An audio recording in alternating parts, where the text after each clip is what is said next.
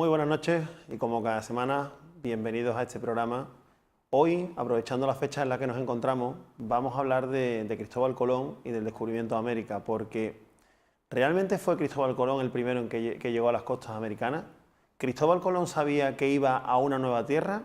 ¿O realmente fue una casualidad y él buscaba, como decía, una nueva ruta hacia la seda de Asia? Carlos López me acompaña esta noche para hablar de ello. Buenas Diego noches. Alba, buenas noches. Carlos, ¿fue Cristóbal Colón realmente el primero en pisar tierra americana? Según la versión oficial, lo que nos han contado, parece ser que sí. Yo discrepo, Pedro. Discrepo porque creo firmemente que sí es cierto que Cristóbal Colón fue el primero en colonizar tierras americanas con fines meramente comerciales. Todos sabemos todo lo que nos ha aportado el continente americano desde el punto de vista de alimentación: la patata, el tabaco, el café, El tomate. el tomate. Estamos hablando de elementos indispensables en nuestra cocina, y elementos indispensables, el tabaco, quiera o no, lo es, por muy perjudicial que sea. Yo dudaría.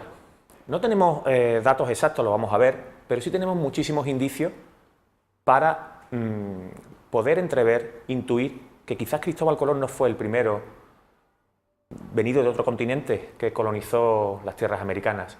Veremos más adelante que perfectamente los chinos pudieron ser, los tiempos de la dinastía Ming, por ejemplo, o incluso los vikingos, también los polinesios, y hablaremos de Alonso Sánchez el Prenauta, un personaje muy curioso. De él sí tenemos datos fehacientes, Pedro. Es decir, que Colón tenía un plan preestablecido y pese que cuando llegó a la corte de los Reyes Católicos, la corte castellana, dijo que quería descubrir lo que he comentado antes, una nueva ruta para comerciar con las especies, realmente él sabía algo más, tenía datos que quizás escondió. Si os parece, vamos a hablar a colación de lo que preguntas de Alonso Sánchez el Prenauta, porque refiere Garcilaso de la Vega, en su libro de 1608, Comentarios Reales, que Alonso Sánchez fue antes que Colón a América. De acuerdo. Fue de una manera absolutamente fortuita. Alonso Sánchez era un marino mercante que circundaba las costas mediterráneas, las costas de Madeira, y iba mucho allí, ya te digo, con fines comerciales, ¿no? En uno de estos viajes, al parecer, le sorprendió una tormenta, y sabemos que los barcos entonces se guiaban pues, por las estrellas, por el viento. Claro, perdieron absolutamente todo tipo de referencia y el barco comenzó a ir a la deriva. Así estuvo hasta un total de 29 días. Tanto que parece ser que llegó a la isla de Santo Domingo. Fijaos la distancia tan enorme que recorrió. Cuando los indígenas vieron aparecer a los españoles, Alonso Sánchez es un personaje muy curioso porque era de Huelva. Estamos hablando también Palos de la Frontera, en fin, la historia que se sabe oficial de Colón, ¿no? Palos de la Frontera, Huelva. Y llegan a Santo Domingo de una manera absolutamente fortuita, como digo, ¿no? Y llegan allí y ellos los reciben como dioses. Bueno, se quedan absolutamente sorprendidos al verlos, ¿no? Es muy curioso, ¿no? Al parecer están algunos días allí y contraen la sífilis. Allí, pues ellos ya observan todo el cultivo que había, pues, en fin, Sí, todo lo que hemos dicho antes. lo que hemos dicho antes: patata, tomate, café, tabaco, en fin. No sabemos a ciencia cierta si toman alguna muestra de algo de esto, pero al cabo de unos días se vuelven, eso sí, contraen la sífilis. Gran parte de la tripulación fallece ya en América. Y volviendo de América, ellos al final, más o menos, en fin, aquí el mérito que tenían estos marinos del siglo XV, la verdad que era extraordinario, ¿no? Porque estamos hablando que ellos volvían bueno, pues guiándose prácticamente por los señuelos que les dejaba el camino que habían recorrido de ida, que no hay que olvidar que era con una aparatosa tormenta. Y al final logran llegar de nuevo a la isla portuguesa de Madeira, donde Alonso Sánchez, llamado el Prenauta, se encuentra con Cristóbal Colón y se dice que le pudo informar perfectamente de lo que había visto, por dónde había tirado y hasta dónde había llegado y lo que había visto allí, ¿no? No en vano, compañero, es muy curioso que las capitulaciones famosas capitulaciones de Santa Fe, que los reyes católicos Fernando e Isabel le prometen a Cristóbal Colón que en el caso que colonizara y descubriera las tierras de las Indias, les promete el almirantazgo, ser virrey, en fin. Es muy curioso, ¿no? Yo creo que, en fin, no sé qué os parece, ¿no? Digo, ¿qué puedes tú En añadir fin, a esto? yo incidiría más que añadir en que hablar de este navegante donde nos sitúa es en un escenario en el que Cristóbal Colón tiene un conocimiento previo a su maravilloso viaje, tiene un conocimiento previo de hacia dónde va. Y hilvanando este concepto, y antes de entrar en materia me vais a permitir que abra un paréntesis porque yo no puedo dejar de afirmar o de quejarme acerca de la soberbia de quien hace la historia. Es decir, hablamos en todo momento de colonizar, algunos hablan de conquistar, incluso van más allá, pero lo que es un hecho cierto es que allí ya existían civilizaciones, tuvieran o no contacto con los chinos, con los polinesios, con quien fuere, pero allí existía ya una población autóctona a la que en todo caso descubrirían, pero no el continente. Entonces, hablan de este marino. Bien, la historia, no se sabe dónde acaba la historia, dónde empieza la leyenda, hablan de este marino, hablan de otras posibles fuentes de esta información. Hablar del llamado prenauta nos llevaría también a poder, ¿por qué no?, hablar del mapa de Piri Reis, hablar de conocimientos que tuviera Cristóbal Colón, de planos de la época de Alejandro Magno. Tendríamos que hablar incluso de si los templarios pudieran haber establecido una ruta comercial con América a través de la cual traerían dinero. Es más, hay teorías que apuntan a que quizá Colón fuera un templario. Claro, es que no salto de tema, o sea, insisto en este concepto del prenauta, porque la realidad es que, como hemos dicho, que Cristóbal Colón tenía un conocimiento previo de la ruta, sabía dónde iba, sabía dónde se dirigía, incluso en las descripciones de su viaje hay detalles donde se hace esto aún más patente, ya no solo en las capitulaciones que se hablan de tierras ya conocidas, que podrían ser una ficción jurídica en cuanto a adjudicándole algo que ya se da por conquistado, preconquistado, dicho siempre entre comillas, sino que estamos hablando de que para convencer a sus majestades era necesario aportar una información, unos datos lo suficientemente contundentes para que se financiara. Financiación que, por cierto, no es como se dice con las joyas, sino con una serie de mulas de Extremadura que se vendieron, que eso daría para una historia bastante más amplia. Pero como digo, hacías hincapié tú en la posibilidad de que Colón fuera templario. Cuando desde Francia huyen, allá no recuerdo ahora mismo el año, pero se dice que cuando son expulsados por el rey francés, habrían utilizado una de estas rutas de la que ya disponían los templarios. Pero tú hablabas del prenauta, de un viaje que se hace 12 años antes de que Colón llegue a las tierras, a las costas americanas, pero otras culturas atrás, has dicho también, por ejemplo, los chinos. Parece ser que los chinos tuvieron contacto con América bastante antes de que Colón ni siquiera hubiera nacido o pensaron hacer cualquier tipo de viaje. No está absolutamente demostrado, Pedro, pero eso se dice y eso parece intuirse a tenor de algunos señuelos que veremos, ¿no? Incidiría en lo que ha comentado Diego antes, ¿no? ¿Quién descubrió a quién? Simplemente la utilización del verbo descubrimiento a mí me parece realmente curiosa. Estamos hablando de una colonización con fines comerciales. Quizás esto nos lleve a comprender por qué se dice descubrimiento. Bien ha comentado Diego, los indígenas siempre han estado ahí. Veremos, por ejemplo, que en el caso de los chinos, quizás no eran fines comerciales, simplemente fines de expansión de su imperio o de su cultura, sí. Efectivamente, ¿no? Y efectivamente, vamos a hablar del caso de Zheng He, un almirante de la flota china. Hablaremos del año 1421, hay un libro muy curioso sobre el particular, y durante la dinastía Ming, durante la dinastía Ming se construyeron unos barcos absolutamente aparatosos, enormes. Estamos hablando de barcos que pesaban unas 10.000 toneladas, de unos 120 metros de longitud, y que además eran barcos tan grandes que iban a la vez apoyados por otros barcos que llevaban alimentos, llevaban una serie de objetos. Nos tenemos que situar en una época en la que la infraestructura china era de las más poderosas del mundo. Los conocimientos en astronomía, en navegación, eran importantísimos.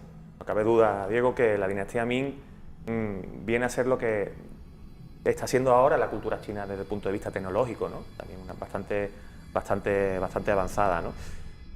Se dice, por ejemplo, a propósito de la carretera de las Birmini, la carretera de las Birmini son unas rocas que hay dispuestas más o menos por la zona del Triángulo de las Bermudas, dispuestas de una manera absolutamente uniforme y muy regular, que sorprende al menos que tengan esa forma, porque no parece que sea producto de la erosión o de la naturaleza, ¿no?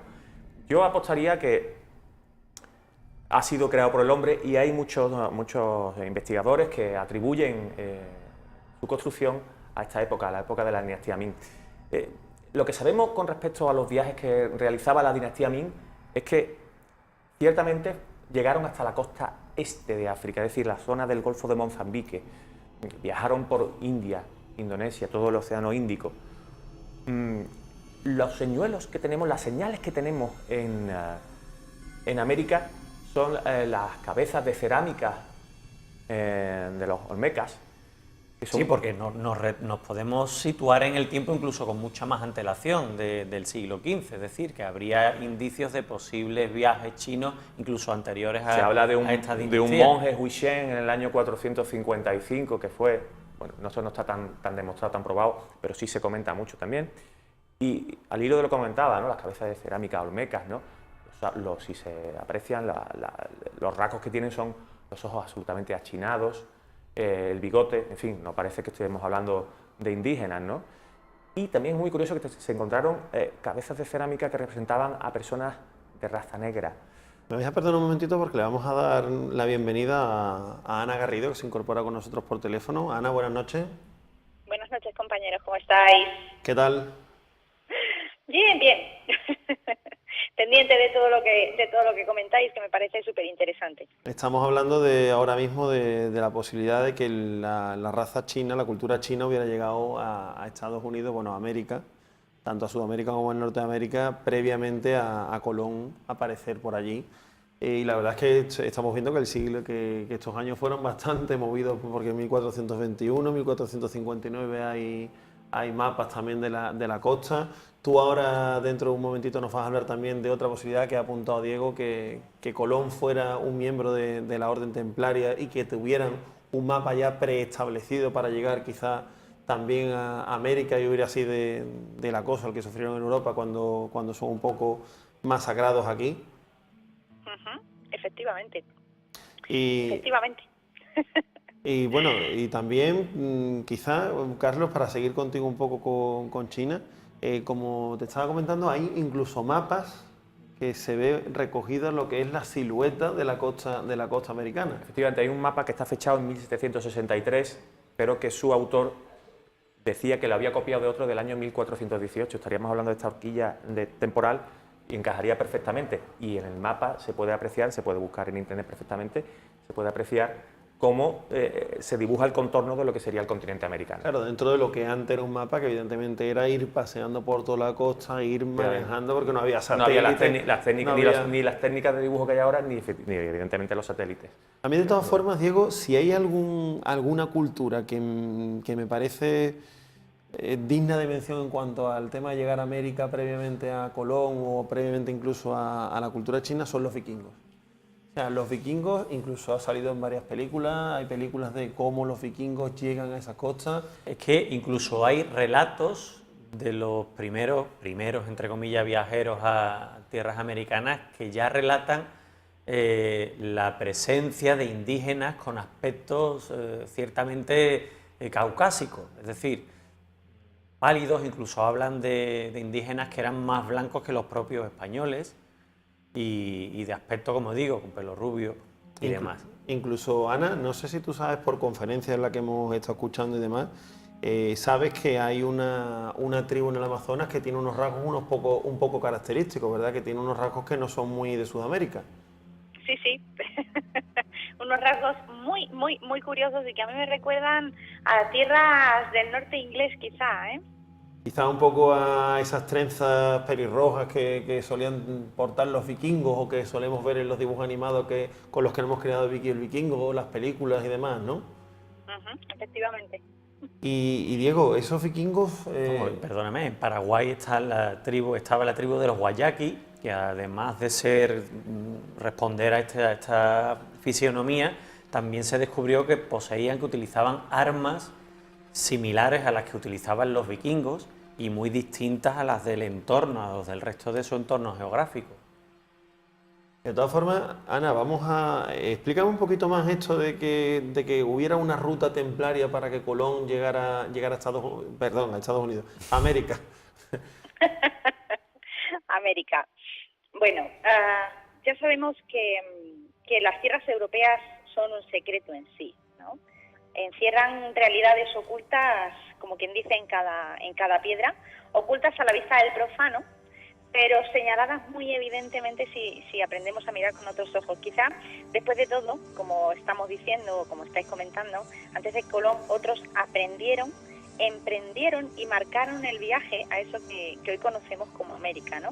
Las señales están clarísimas y además tienen tintes ancestrales en Europa. ¿Cuáles son esas señales? Bueno, pues estoy hablando de un mapa trazado sobre el territorio europeo mediante puntos marcados de un modo aparentemente inocuo y que nadie habría pensado que son lo que son. ¿Cómo? Pues con imágenes, la mejor forma de comunicación de la historia. Estoy hablando de algunos de los centros de peregrinación más antiguos del continente. ¿Y cuáles son? Pues hablamos de Notre-Dame-sur-Terre, de Notre-Dame-du-Pellier, de Notre-Dame-du-Rocamadour, que es precisamente uno de los centros de peregrinación más antiguos de Francia. Todos ellos con una figura central muy curiosa, que son las vírgenes negras, una de las filias de los templarios, Pedro. Es verdad que supieron esconder muy bien en la iconografía cristiana, alusiones a otras realidades, y que eran recordatorios de un todo muchísimo más allá de la concepción católica del mundo. Y le salió caro, desde luego, porque además esta fue una de las razones por las que fueron obligados a disolverse. Así es. En España no tenemos pocas vírgenes negras, aunque no haya quizá tantas como en Francia, pero por ejemplo, 3 de las vírgenes más importantes de la provincia de Cádiz son negras o morenas. Son imágenes, vamos a encontrar vírgenes negras, imágenes retratadas con la piel oscura, que antes de que nadie lo piense, no es que se hayan oscurecido con el humo de los cirios, como muchos cuentan, ¿vale? A pesar de su color, que son oscuros, como decimos, tienen rasgos identificables como blancos, como caucásicos. Hablamos de la nariz afilada, los labios finos, y esto nos hace pensar que han sido hechas oscuras con toda la intención, a propósito. Normalmente eran tallas en maderas poco comunes, que muchas veces eran de fuera de Europa, y a veces son manifiestamente negras, es decir, hay veces que son maderas oscuras y otras veces que son negras, de tizón, ¿vale? Otras veces se les dice solamente morenas porque se han aclarado, ¿no? Bien de forma natural o de una manera voluntaria, lacándolas y demás, ¿no? Se las ha recubierto de metales para ocultarlas o para protegerlas de insectos y demás, pero lo que está claro es que no tienen rasgos negros, ¿vale? Tienen rasgos más típicos del lejano oriente, que es donde se pensaba que los antiguos habían ocultado el saber.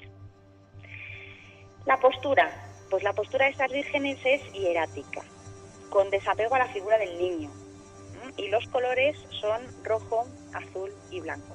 Es público y notorio que si jugamos a ser niños como hacíamos cuando éramos pequeños y uníamos los dibujos, ¿no?, punto por punto, bueno, pues el dibujo que las más famosas de todas ellas en todo el continente realizan sobre el mapa europeo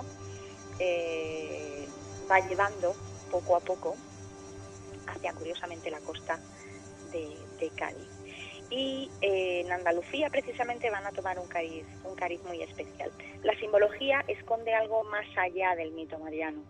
Son imágenes que recuerdan los cultos de la diosa madre, Isis, Artemisa, la madre tierra antes de su fecundación, en fin, digámoslo así, que toda esa simbología de novedad, toda esa simbología de conocimiento, toda esa simbología de tierra fecunda, de solución, ¿vale? Fue utilizada para marcar precisamente el camino Pedro. Para marcar quizá un camino, como estamos comentando, a América, ¿no? Efectivamente, efectivamente. Mira, el negro es el color que integra todos los colores, es el color de la sabiduría, del conocimiento. Y si algo supuso América, fue precisamente la eclosión de la difusión del conocimiento. Se dice que siguiendo la ubicación de las vírgenes puede realizarse en realidad el camino desde Jerusalén hasta América. Y entonces, claro, pues la gente dirá, bueno, sí, fantástico, pero claro, América hasta 1492, ¿no? Se supone que no fue descubierta. Bueno, pues esto apoyaría esa teoría, ¿no? de que Colón sí que sabía un poco a dónde iba, un poco bastante a dónde iba, y esto diferiría bastante con lo que nos enseñaran en el colegio. Claro, además es que evidentemente si quieres viajar, si vas desde la otra parte, pues China era el salto natural para ir a América, como antes nos ha dicho Carlos, pero claro, desde aquí era o costa portuguesa o costa española, y según lo que yo me acuerdo del colegio, la corriente buena marítima que hay para viajar a América salía desde el puerto de Palos, curiosamente, mira tú qué casualidad, pasaba por Canarias y seguía hasta donde Colón fue llevado con sus dos carabeles, con la nao con la que hizo este viaje en 1490 tan famoso en el mundo entero. Ana, efectivamente, voy a seguir con mis compañeros. Si quieres intervenir, voy a seguir con Diego y con Carlos para que nos cuenten también otras teorías, aparte de esta templaria. Y ya te digo, bueno, si quieres intervenir, pues sin problema ninguno. Fenomenal, me quedo pendiente. Bueno, o si no, mejor, Ana, te reservamos para otro día, ¿vale? Te damos aquí las buenas noches y las gracias y volveremos a conectar contigo en breve en próximos programas. Siempre que queráis, ya sabéis. Muchas gracias. Buenas noches, Ana. Un saludo, buenas noches. Quería decirte, hablabas de Palos.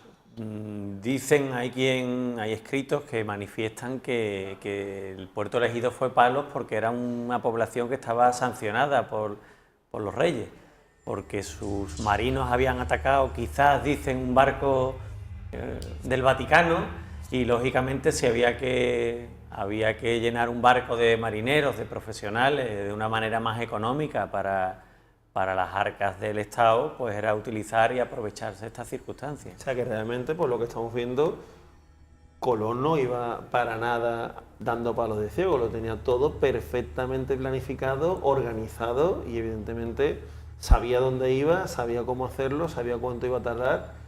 Desde luego tenía muchísimos indicios. Fijaos, por ejemplo, un dato muy curioso. En las Canarias, cuando él se reúne con los hermanos Pinzón, les comenta que hay unos arrecifes a mitad de camino, no sé, unas cuantas leguas de partida. Bueno, ¿cómo conocía Cristóbal Colón esos arrecifes, ¿no? En fin, que era un... De hecho, bueno, dicen que Colón era una persona mística, una persona más compleja de la imagen que tenemos de él, y al hilo de lo que dice Carlos, cuentan que cuando ya lleva el viaje muy avanzado y la tripulación estaba desesperada, les dijo, no os preocupéis que si en 2 días no hemos tocado tierra, nos volvemos, y al amanecer del segundo día, arribaron. Cuando se dijo aquel famoso grito de tierra a la vista. Y vamos a seguir dentro de poco hablando, porque si curioso es todo esto que hemos comentado, y si Colón sabía dónde se dirigía, no menos curioso es la figura del gran almirante, de Cristóbal Colón. Sin duda. Pues en breve volvemos y hablamos de Cristóbal Colón.